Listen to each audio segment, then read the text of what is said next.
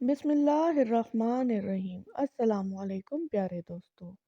غوث پاک اور سردار ڈاکو کا واقعہ بیان کیا جاتا ہے کہ پیرانے پیر حضرت سیدنا شیخ عبد القادر جیلانی رحمۃ اللہ علیہ جب حصول علم کے لیے اپنے گاؤں جلان سے بغداد کی طرف روانہ ہوئے تو آپ کی والدہ ماجدہ نے آپ کو زدیرہ کے طور پر 40 دینار آپ کی گڈری میں سی دی۔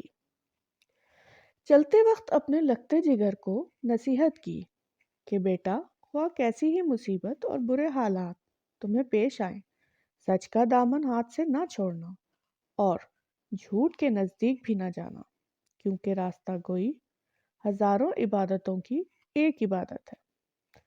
سعادت مند فرزند نے عرض کی کہ اے والدہ، میں صدق دل سے یہ عہد کرتا ہوں کہ آپ کی نصیحت پر ہمیشہ عمل کروں گا۔ گھر سے رخصت ہو کر آپ رحمت اللہ علیہ بغداد والے ایک قافلے میں شامل ہو گئے، کیونکہ اس دور میں طویل بیابانی راستوں میں تنہا سفر کرنا ممکن نہ تھا۔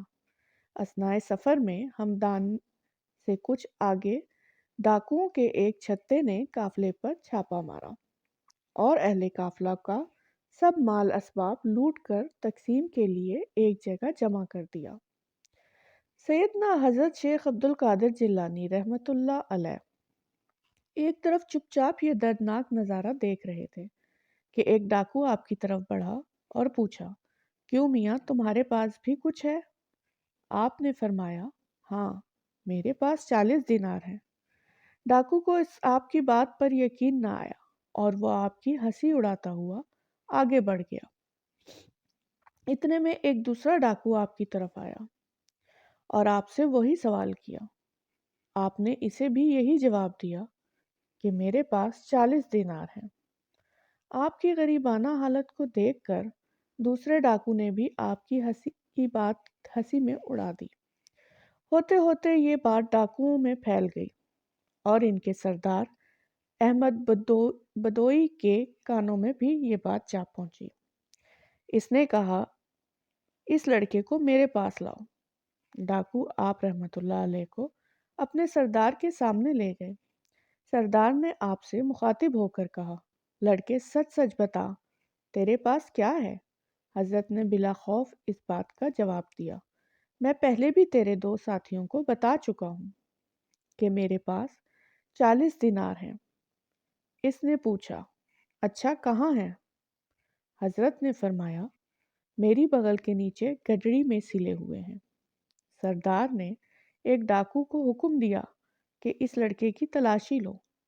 چنانچہ اس نے آپ کی گڈری ادھیڑ کر دیکھی تو اس میں واقعی 40 دینار نکل آئے۔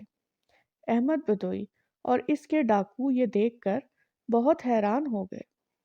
احمد بدوئی نے حیرانگی کے عالم میں حضرت سے پوچھا، لڑکے، تمہیں معلوم ہے کہ ہم ڈاکو ہیں اور مسافروں کا سامان لوٹ لیتے ہیں، پھر بھی تم نے ان دیناروں کا بھید ہم پر ظاہر کر دیا، حالانکہ یہ رقم اس قدر محفوظ تھی کہ کسی کو اس کا وہم و گمان بھی نہیں گزر سکتا تھا۔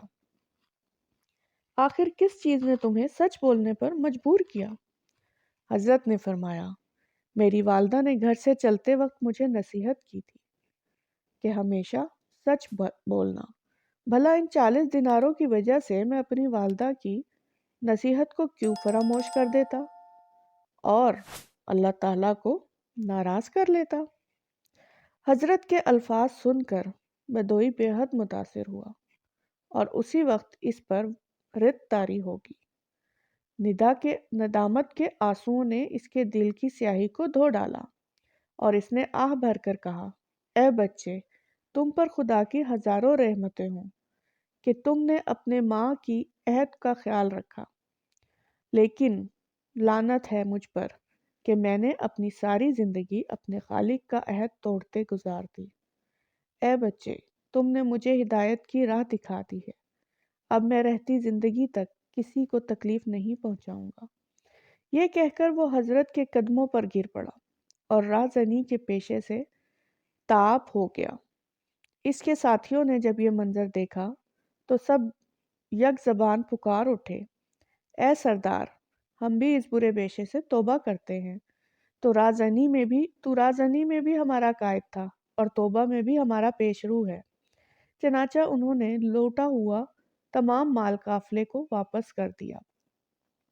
اس واقعے سے ہمیں یہ سبق ملتا ہے کہ سچ ہے کہ ماں کی گود بچے کے لیے پہلا مدرسہ ہوتی ہے، یعنی پہلی تربیت گاہ ہوتی ہے۔